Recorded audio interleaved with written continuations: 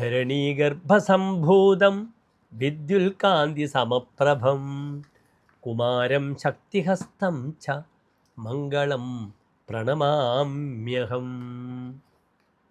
ധരണി ഗർഭസംഭൂതം, ഭൂമിയുടെ ഗർഭത്തിൽ നിന്നും ജനിച്ചവനും, വിദ്യുൽ കാന്തി സമപ്രഭം അല്ലെങ്കിൽ വിദ്യുൽ കാഞ്ചന സമപ്രഭം, മിന്നലിൻ്റെ ശോഭയോട് കൂടിയവനും, കുമാരം സുബ്രഹ്മണ്യൻ, ശക്തിഹസ്തം ശക്തി വേലെന്ന ആയുധം കൈവശമുള്ളവനുമായ തം മംഗളം അങ്ങനെയുള്ള ചൊവ്വയെ ഞാൻ നമസ്കരിക്കും.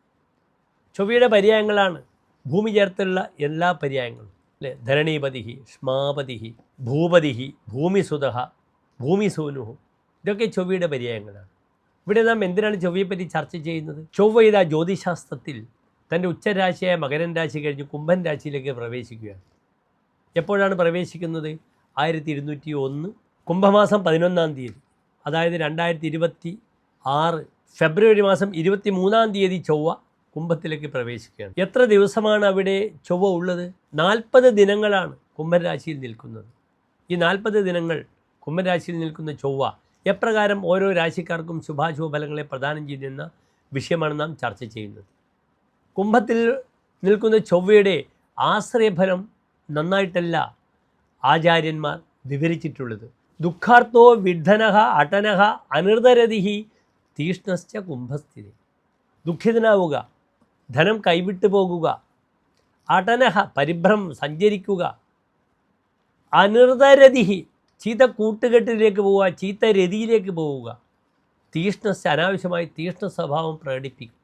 ഇതൊക്കെയാണ് കുംഭത്തിലുള്ള ചൊവ്വയുടെ ആശ്രയഫലം ആചാര്യൻ പറഞ്ഞിരിക്കുന്നത്.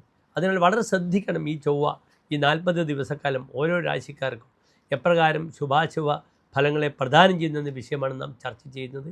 ഏതായാലും ചൊവ്വ ഈ കുംഭത്തിൽ നിൽക്കുന്ന സമയത്ത് എൻ്റെ പ്രിയമുള്ള പ്രേക്ഷകർക്ക് നന്നായി ചൊവ്വയുടെ മന്ത്രങ്ങൾ ജപിക്കാം. ഭദ്രകാളി ക്ഷേത്രത്തിൽ ഭജിക്കാം, സുബ്രഹ്മണ്യ ക്ഷേത്രത്തിൽ ഭജിക്കാം. ഇവിടെ ചൊവ്വ ഇത്രയും കാലം മകരത്തിൽ നിന്നിരുന്നത് ഉച്ചക്ഷേത്രത്തിലാണ്. അത് സ്ത്രീരാശിയാണ്, അത് ഭദ്രകാളിയാണ്. ചൊവ്വ നിൽക്കുന്നത് എവിടെയാണ്? പുരുഷരാശിയിലാണ്. അതിനാൽ ഇവിടെ ഭജിക്കാൻ നല്ലത് സുബ്രഹ്മണ്യനാണ്. സുബ്രഹ്മണ്യ ക്ഷേത്രത്തിൽ ഷഷ്ഠിവ്രതമെടുക്കാം, സുബ്രഹ്മണ്യ പൂജ ചെയ്യാം, രക്തപുഷ്പാഞ്ജലി ചെയ്യാം. ഇപ്രകാരം ഈ ചൊവ്വയെ നന്നാക്കി എടുത്താൽ ഈ ചൊവ്വ നല്ല പോസിറ്റീവായ അനുഭവങ്ങൾ പ്രഷ്ടാവിന് നൽകും. ചൊവ്വയെ കൊണ്ട് 3 വിഷയമാണ് ചിന്തിക്കുക. ഭ്രാത, സത്വഞ്ച, ഭൗമ, ക്ഷിതിരപി. 1 സഹോദരങ്ങൾ, 2 തന്നെ സാഹസികത, ധൈര്യം, ഊർജ്ജസ്വലത, മറ്റൊന്ന് ഭൂമി. ഇത് ഓരോ രാശിക്കാർക്കും ഈ ഭൂമിപരമായ വിഷയങ്ങളായാലും സഹോദര ഗുണങ്ങളായാലും എപ്രകാരമുണ്ടെന്ന് നമുക്ക് ചിന്തിക്കാവുന്നതാണ്.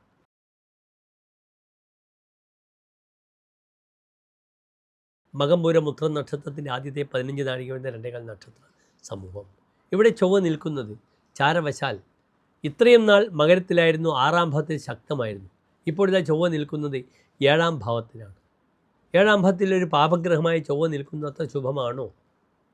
ശുഭമല്ല. ചൊവ്വയ്ക്ക് ഏതെല്ലാം ഗ്രഹങ്ങളുടെ ഫലമാണുള്ളത്? ചിങ്ങൻ രാശിയെ സംബന്ധിച്ചോളം ചൊവ്വ 4-ാം ഭാവം വൃശ്ചികൻ രാശിയുടെയും 9-ാം ഭാവം മേടൻ രാശിയുടെയും ആധിപത്യമാണ്. ആ ഗ്രഹം നിൽക്കുന്നത് 6, 10, 3 ഭാവങ്ങളിലായിരുന്നെങ്കിൽ വളരെ നന്നായിരുന്നു. ഇവിടെ 7-ാം ഭാവത്തിലാണ് നിൽക്കുന്നത്. പലപ്പോഴും യാത്രാ തടസ്സം വരും. അനുദ്വാരഭൂതേന പാണിഗ്രഹേന പ്രയാണേന വാണിജ്യതോ ന നിവൃത്തി. 7-ാം ഭാവത്തിൽ ചൊവ്വ വന്നാൽ വിവാഹം ഹേതുവായിട്ട്, പാണിഗ്രഹിച്ചാൽ വിവാഹമാണ്, പ്രയാണം യാത്ര, ഇതുമായിട്ട് ന നിവൃത്തി, ഒരിക്കലും നിവൃത്തി ഉണ്ടാകില്ല. 100 വാതിലിൽ മുട്ടേണ്ടി വരും, പെണ്ണുണ്ടോ പെണ്ണുണ്ടോ പെണ്ണുണ്ടോ എന്ന് ചോദിച്ചുകൊണ്ട്. അപ്രകാരം തന്നെ യാത്രക്ക് ഇറങ്ങി പുറപ്പെടുമ്പോൾ പലപ്പോഴും തടസ്സങ്ങളുടെ പെരുമഴ തന്നെ ഉണ്ടാകും. മുഹൂർഭംഗത സ്പർദ്ധിനാം മേദിനിജഹ, ശത്രുക്കളെ കൊണ്ട് വളരെയധികം ബുദ്ധിമുട്ടുണ്ടാകും. പ്രഹാരാർത്ഥനേഹി, അവരുടെ പ്രഹാരങ്ങൾ കൊണ്ട് തനിക്ക് ബുദ്ധിമുട്ടുണ്ടാകും. ശത്രു തന്നെ വളരെയധികം ബുദ്ധിമുട്ടിക്കും. സപ്തമേ 7 നിൽക്കുമ്പോൾ ദമ്പതി നഹ, ദമ്പതികൾക്ക് ഭാര്യയ്ക്കും ഭർത്താവും. ആരാണ് ദമ്പതി? ജായാജ പതിശ്ച ദമ്പതി, ഭാര്യയും ഭർത്താവുമാണ് ദമ്പതി. അപ്രകാരം തന്നെ ജമ്പതി, അപ്രകാരം ജായാപതി, ഇതൊക്കെ ദമ്പതികളുടെ പര്യായങ്ങളാണ്. അതിനാൽ ഭാര്യയ്ക്കും ഭർത്താവിനും രോഗാദി അരിഷ്ടത വരും. ഇവിടെ 7-ാം ഭാവത്തിൽ ചൊവ്വയോടുകൂടി നിൽക്കുന്നത് സൂര്യനും ശുക്രനും ബുധനുമാണ്. പലപ്പോഴും പക്ഷേ ഒരു കാര്യം മനസ്സിലാക്കണം, ഈ ചൊവ്വ ഭാഗ്യാധിപനാണ്, 9-ാം ഭാവാധിപനാണ്. അദ്ദേഹം 7-ാം ഭാവത്തിൽ വന്നാൽ വിവാഹ തീരുമാനങ്ങൾ ഉണ്ടാകും. അതിനൊരു സംശയവുമില്ല. ആ ചൊവ്വ വില്ലനാണെങ്കിലും പലപ്പോഴും ചൊവ്വ വിവാഹത്തിന് അനുകൂലമാക്കിയെടുക്കും. ലഗ്നാൽ പുത്രകളത്രഭേ ശുഭഹുതി പ്രാപ്തേധവ ആലോകിതേ. ഭാഗ്യാധിപനായ ഗ്രഹം 7ാം ഭാവത്തിൽ നിന്നാൽ വിവാഹം നടക്കും. അത് പാപഗ്രഹമായാലും ശുഭഗ്രഹമായാലും 5ാം ഭാവത്തിൽ നിന്നാൽ സന്താന വിഷയത്തിലേക്ക് സപ്പോർട്ട് ചെയ്യും. അതിനാൽ വിവാഹ തീരുമാനങ്ങൾ ചിങ്ങൻ രാശിക്കാർക്ക് ഈ ഒരു വാരം വളരെ അനുകൂലമാണ്. തീരുമാനിക്കാനും കാണാനും പെണ്ണു കാണാനും ഒക്കെ തന്നെ. അപ്രകാരം പുനർവിവാഹിതർക്ക് ഡൈവേഴ്സ് കിട്ടേണ്ട സമയമാണ്. ഡൈവേഴ്സ് ആയി കഴിഞ്ഞാൽ അവർക്ക് they can seriously think of another marriage. മറ്റൊരു വിഷയം, 7ാം ഭാവത്തിൽ 4 ഗ്രഹങ്ങളാണ്. ഒന്നിൽ കൂടുതൽ സ്ത്രീകളുമായുള്ള സംബന്ധങ്ങൾ വരും. പലപ്പോഴും ദാമ്പത്യത്തിൽ സുഖമില്ലാത്ത ആളുകൾക്ക് സ്ത്രീ സുഹൃത്തായിട്ട് വരുന്ന സമയമാണ്. ഇത്രകാലം മടിച്ചിരിക്കും. കാരണം സിംഹരാശിക്കാർ സ്ത്രീ ദ്വേഷക, സ്ത്രീകളോട് താല്പര്യമില്ലാത്ത ആളുകളാണ്. അധികം മടിക്കില്ല. കാരണം ആ രാശിയുടെ എംബ്ലമാരാണ് സിംഹമാണ്.